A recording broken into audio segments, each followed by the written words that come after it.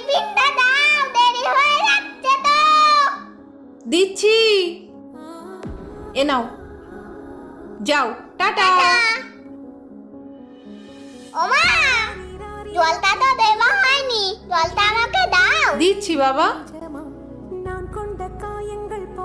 Tata. Tata, ভালোভাবে পরীক্ষা দেবে, হ্যাঁ সোনা? কিন্তু মা তো সব কাজ বাঁ হাত দিয়ে করছে, মায়ের ডান হাতে কি হয়েছে দেখি তো।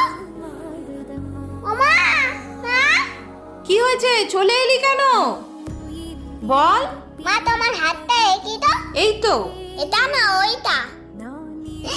মা তোমার হাতটা কি করে কেটে গেল?